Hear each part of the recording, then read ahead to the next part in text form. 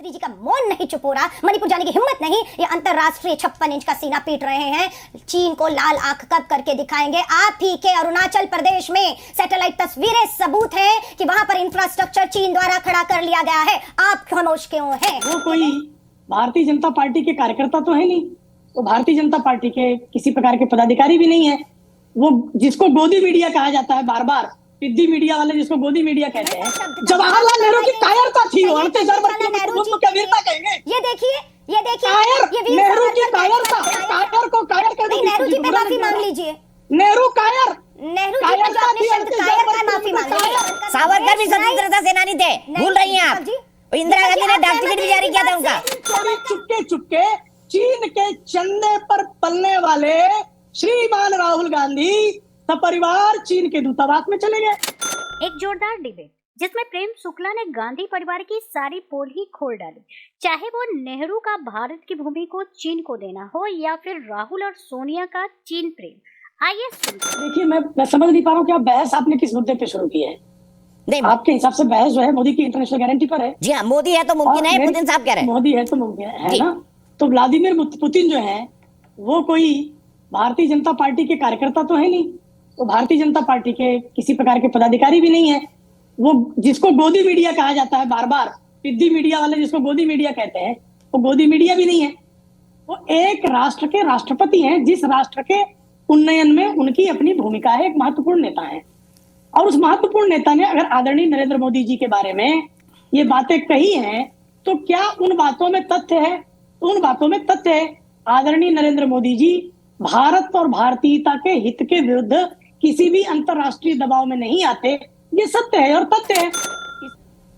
दीपक जी कह रहे हैं अंतरराष्ट्रीय दबाव में प्रधानमंत्री जी नहीं आए। इनसे पूछिए, जब गलवान रैली में हमारे जवान शहीद हुए, किसके दबाव में आकर चीन को क्लीन चिट देने का काम प्रधानमंत्री जी ने ये कहते हुए दिया? ना कोई घुसा था ना कोई घुसा हुआ है। क्यों? क्योंकि आपने पीएम केयर फंड में टिकटॉक जैसे कंपनियों से करोड़ों रुपए ले लिए थे। पूछना चाहते हैं क्या आपने इजराइल और पैलेस्टाइन के जो युद्ध है उसमें पहले किसके साथ थे? इजराइल के साथ, फिर पलटी खा ली और उनके पैलेस्टाइन के साथ बोलने लगे क्योंकि पता लगा कि अब किरकिरी पूरे देश में हो रही है। रूस और यूक्रेन की लड़ाई में पहले आप किसके साथ थे और फिर क्या आप किसके? तो आपकी विदेश नीति जो है अपना पूंजीपति मित्र के व्यापार किसमें कितना मिलेगा लाभ, उसके हिसाब से आप तय करते हैं। यूं ही नहीं, विनोद अडानी जो है आपके गौतम अडानी के भाई की जो कंपनी है वो चीनी लोगों से चल रही है। तो आप अंतरराष्ट्रीय में हमारे कतर में नौसेना के हमारे जो अधिकारी उन्हें फांसी की सजा सुना दी गई है। क्या कर रहे हैं आप? कुछ है? आज भी मनीष तिवारी ने संसद में खड़े होकर सवाल पूछा, बातचीत चल रही है, वहां फांसी सुना दी गई है, आप बातचीत कर रहे हैं। देश सटीक सवाल चाहता है कि हमारे नौसेना के अधिकारी देश वापस कब लौटेंगे,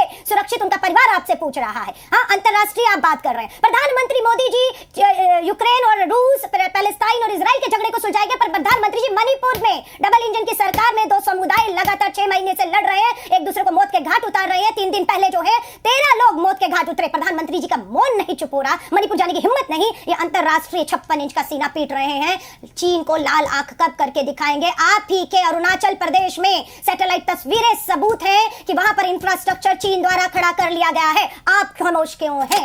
ये देश सवाल पूछेगा। 10 साल पूरे हो गए आपके, जुमलेबाजी बंद करिए। 10 साल की रिपोर्ट कार्ड देश के सामने रखिए और दम हो तो मैं कहती हूँ 10 साल की प्रधानमंत्री जी की रिपोर्ट कार्ड के एक मुद्दे पर चर्चा होनी चाहिए, पर मुद्दे पर चर्चा नहीं होगी। फर्जी छवि करोड़ों लाखों रुपए बनाकर जो बनी हुई है, बस उसको डर है कि उस छवि को कोई नुकसान ना हो जाए। एक तरफ मोदी जी का नाम होगा और दूसरी तरफ इंडिया अलायंस होगा और देश के मुद्दे होंगे। डंके की चोट पर मैं आपको कह रही हूँ। तेलंगाना आप तो कह रही थी मुद्दे तय नहीं हुए इनका जी अभी। पहली मीटिंग शाम को हुई।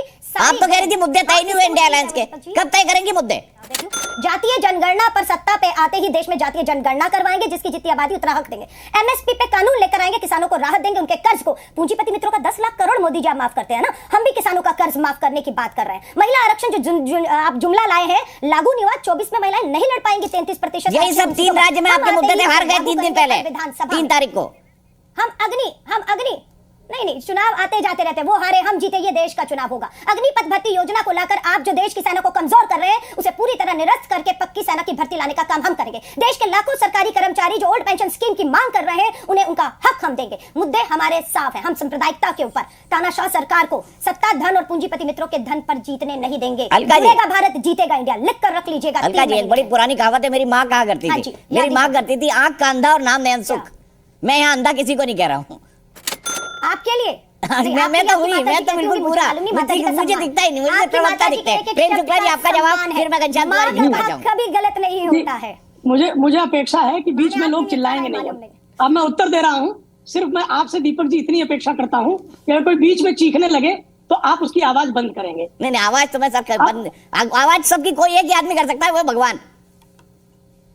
तो फिर अगर शोरगुल होगा तो मैं उठ के चले जाऊंगा, क्योंकि मैं किसी के बीच में बोलता नहीं हूँ, मैं किसी के बीच में बोलता नहीं हूँ। ठीक है। मैंने उनकी जो लगातार रुदाली को बहुत धैर्य से सुना। अब चीन कैसे कब्जा कर लेता है?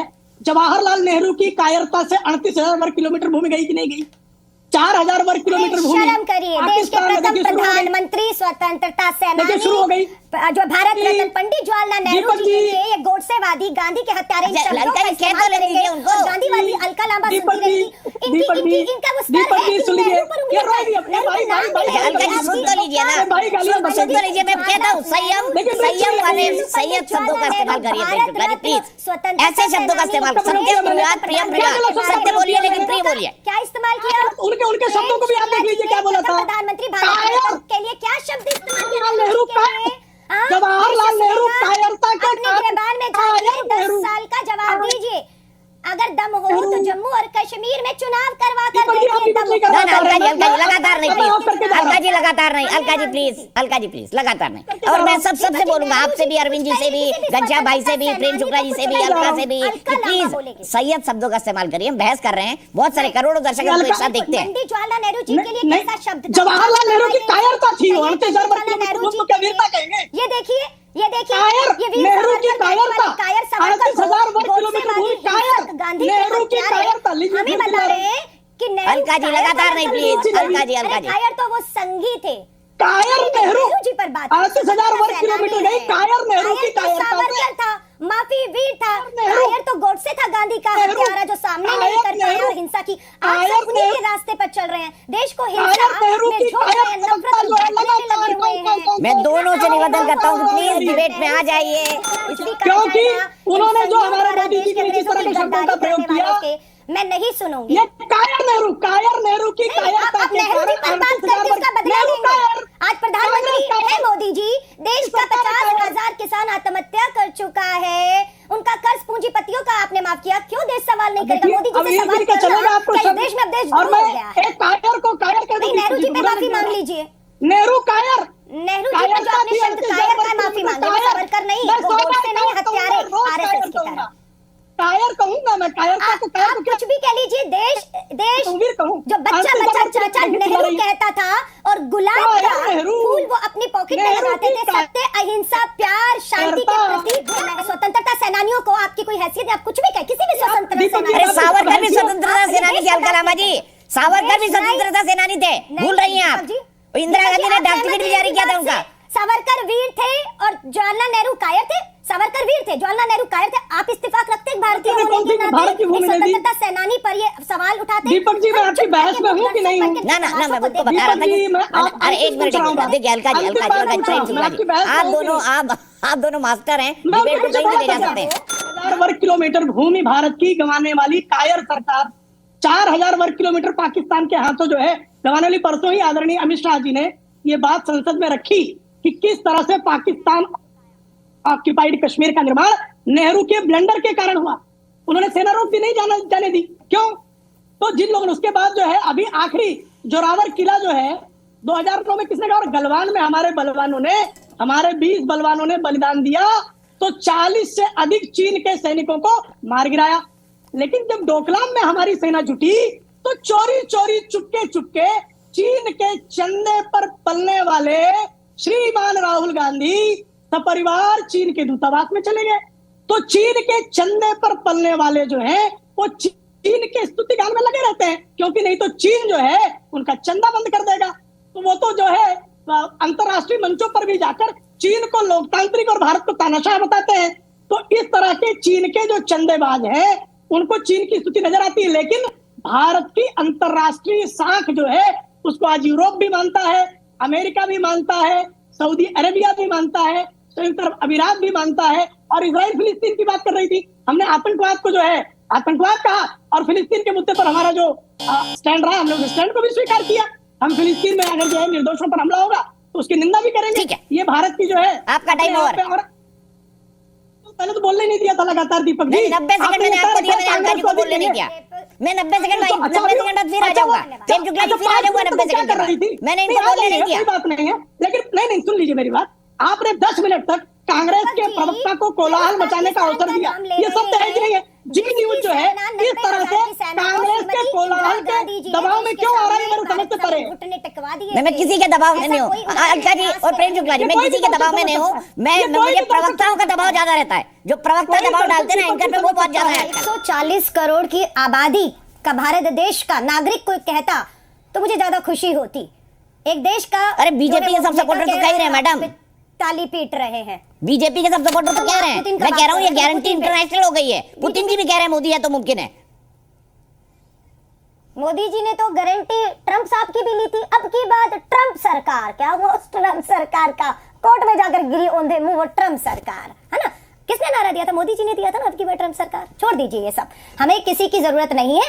अब पुतिन की कहने की मजबूरी है। क्या मजबूरी है? अभी तक तेल खरीद रहे थे, अब गेहूं भी खरीदना पड़ रहा है। विश्व गुरु को 80 करोड़ लोगों को मुफ्त राशन देने के लिए अनाज भंडारण में 15 साल के सबसे निचले स्तर पर आ गया, और अब अनाज के लिए, गेहूं के लिए पुतिन के सामने कटोरा लेने की नौबत आ गई। और उनके लिए तो भारत एक बहुत बड़ा बाजार है। 140 करोड़ की आबादी के लिए, इन देशों के लिए वो बाजार है, और उस बाजार पर जिसने कब्जा किया हुआ है उसकी जय जयकार करना उनकी मजबूरी है। हमें किसी की सर्टिफिकेट की जरूरत नहीं। 140 करोड़ की आबादी में 50,000 किसान पिछले 5 सालों में आत्महत्या कर चुके हैं, कर्ज में डूबकर, दूसरे कारणों से। मैं नहीं कह रही हूं, नेशनल क्राइम रिकॉर्ड ब्यूरो की भारत सरकार की गृह मंत्रालय की रिपोर्ट ने कहा है। 35,000 छात्र जो है उन्होंने आत्महत्या की है। 12,000 SC ST OBC छात्र ने IIT IIM से अपनी पढ़ाई पूरी होने से पहले विड्रॉ कर लिया, क्योंकि फीस के पैसे नहीं भर पा रही। इतनी महंगी शिक्षा देश में हो गई है।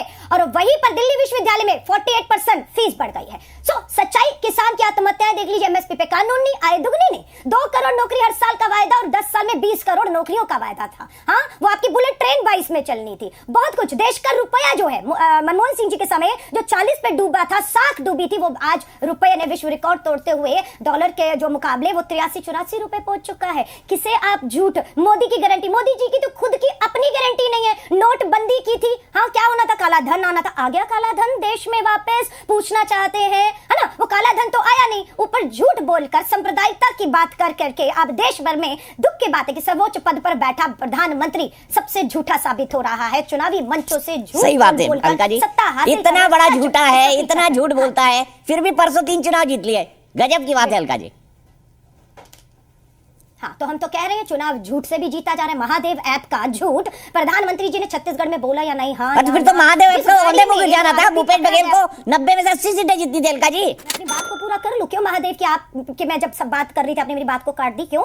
कोई दबाव तो नहीं है? दीपक जी सुनने दीजिए। महादेव ऐप का आरोपी भाजपा का, पकड़ी गई गाड़ी भाजपा की, और वो कोर्ट में जाकर मुकर गया कि उसने कभी किसी को नहीं कहा कि 500 करोड़ रुपया मुख्यमंत्री उस समय के भूपेश बघेल ने लिया। ईडी मुकर गया। मोदी जी गए थे UAE, अभी जहाज में घूम कर आए, ले आते ना उसको अपने साथ में बिठाकर, है ना? तो वो सारे झूठ पर चुनाव लड़ा, ईडी के दम पर चुनाव लड़ा। पूरे राजस्थान में, छत्तीसगढ़ में ईडी बना दी। 1000 करोड़ रुपया इन 5 राज्यों के चुनाव में ADR का सर्वे बताता है 1000 करोड़ का इलेक्टोरल बॉन्ड आया, और उसमें से 90% भाजपा के खाते में गया। पूछना चाहते हैं अडानी का पैसा तो नहीं है? क्योंकि जैसे छत्तीसगढ़ जीतते हैं अडानी के शेयर आसमान छू जाते हैं। क्यों? क्योंकि पता लग गया मोदी की सरकार आ गई। अब 450 का सिलेंडर महिलाओं को, मोदी की गारंटी है, 450 का मिले ना मिले, अडानी की जो है वो पोबारा हो रही है। ठीक ठीक, चलिए। अलका जी समझदार है, पॉलिटिक्स करती है, बहुत पुरानी पॉलिटिशियन है। चुनाव भी लड़े हैं, इनको सब मालूम है, लेकिन वो कह नहीं सकती। देखिए हकीकत इनको मालूम है। 3 राज्यों के जो नतीजे आए हैं, वो नतीजे क्यों आए हैं? देखिए इन्होंने, सब लोगों ने, इनसे बड़े बड़े जो देश के नेता हैं अपोजिशन के, उन्होंने सबने बैठ के प्लानिंग करी कि भाई मोदी को कैसे हराओगे, और उसमें एक नतीजे पे पहुंचे कि मोदी को हराने का सिर्फ एक तरीका है कि हम सब इकट्ठा हो जाए। अगर इकट्ठे हो जाएंगे तो 1 to 1 जब फाइट होगी तो मोदी अपने आप हार जाएगा। और राहुल गांधी ने गारंटी दी, वो चली नहीं, बिल्कुल लोगों ने विश्वास नहीं किया। और मोदी ने जब गारंटी दी तो उस पर जनता ने ठप्पा लगा दिया। तेलंगाना क्या उपाय है? आपको जवाब नहीं देंगे, ना आपको जवाब नहीं देंगे, आपको जवाब नहीं देंगे, जनता को जवाब देंगे। और मोदी जी ने जनता से नहीं, कम्युनिकेट कांग्रेस और राहुल की गारंटी तेलंगाना में चली, मुख्यमंत्री के साथ को शपथ हो गई, पहली कैबिनेट मीटिंग में कांग्रेस की गारंटी पर तेलंगाना पे मोहर लगकर लागू कर दिया गया। और यहाँ तो मुख्यमंत्री के 5 दिन बीत गए हैं, चुनाव के परिणाम आए, इनके घर के कलेश नहीं निपट रहे, राजस्थान आग में जल रहा है ना। आप जो दिखाना चाहेंगे दर्शक वही देखेंगे, ऐसा नहीं है ना। तो आपके लिए बहुत अच्छा है, आपकी सेहत के लिए बहुत अच्छा है। अगर इसी तरह मुखालते में रहोगे तो आगे 24 में भी इससे भी बुरा हाल होगा, इससे भी बुरा हाल होने वाला है आपका। अनुच्छेद 370 की वैधता को लेकर सुप्रीम कोर्ट ने अपना फैसला सुना दिया है। शीर्ष अदालत ने केंद्र के 370 पर फैसले को बरकरार रखा है और कहा है कि इस पर चर्चा करना अब मुनासिब नहीं, क्योंकि जम्मू कश्मीर भारत का अभिन्न अंग बना था, तभी जम्मू कश्मीर ने अपनी संप्रभुता खो दी। जम्मू कश्मीर का उदाहरण देते हुए डीजीआई DY चंद्रचूड़ ने कहा कि राष्ट्रपति को किसी भी राज्य का फैसला लेने का हक है और उन्होंने लिया। सुप्रीम कोर्ट के फैसले पर जहां पीएम मोदी और गृह मंत्री अमित शाह ने खुशी जताई, तो वहीं जम्मू कश्मीर से भी रिएक्शन आने शुरू हो गए हैं। उमर अब्दुल्ला और गुलाम नबी आजाद समेत कई नेता ने इस फैसले पर निराशा जताई और कहा कि वो लंबी लड़ाई के लिए तैयार है। महबूबा मुफ्ती ने सोशल मीडिया पर विवादित वीडियो पोस्ट कर इस फैसले की सजाए मौत से तुलना की। 11 दिसंबर को सुप्रीम कोर्ट ने जम्मू कश्मीर को विशेष दर्जा दिलाने वाले अनुच्छेद 370 को रद्द करने के केंद्र के फैसले को बरकरार रखा। जम्मू कश्मीर के पूर्व मुख्यमंत्री उमर अब्दुल्ला ने भी इस फैसले को निराशाजनक बताया है और कहा है कि वो लंबी लड़ाई के लिए तैयार है। उमर ने एक्स पर लिखा, निराश हूं लेकिन हतोत्साहित नहीं, संघर्ष जारी रहेगा। भाजपा को यहां तक पहुंचने में दशकों लग गए हैं, हम भी लंबी लड़ाई के लिए तैयार हैं। एक बार फिर महबूबा मुफ्ती ने सुप्रीम कोर्ट के फैसले पर विवादित बयान दिया है। उन्होंने सोशल मीडिया पर वीडियो जारी करते हुए कहा कि आज सुप्रीम कोर्ट ने जो फैसला सुनाया है वह निस्संदेह निराशाजनक है, लेकिन हमें निराश होने की जरूरत नहीं है। हमारे विरोधी चाहते हैं कि हम निराश हो जाएं और पीछे हट जाएं, लेकिन जम्मू कश्मीर के लोग इतने कमजोर नहीं हैं। यह हमारी हार नहीं है, यह आइडिया ऑफ इंडिया की हार है, यह उसकी हार है जिस गंगा जमुना तहजीब के साथ कश्मीर को मुसलमानों ने पाकिस्तान को दरकिनार करके गांधी मुल्क साथ हिंदू भाइयों के साथ हाथ मिलाया, ये उनकी हार है। मुफ्ती ने कहा कि सरकार ने जिस गैर कानूनी कार्य के में संसद में किया है, आज उसे जो जायज करार दिया है, यह सिर्फ जम्मू कश्मीर के लिए नहीं पूरे भारत के लिए सजाए मौत से कम नहीं। जम्मू कश्मीर भारत का अभिन्न अंग रहा है और 370 हटने के बाद उसे राज्य का दर्जा भी मिल गया है। इन सब पर आपके क्या विचार हैं, हमें जरूर बताएं। हमारे साथ जुड़े रहने के लिए चैनल को लाइक एंड सब्सक्राइब करना ना भूलें।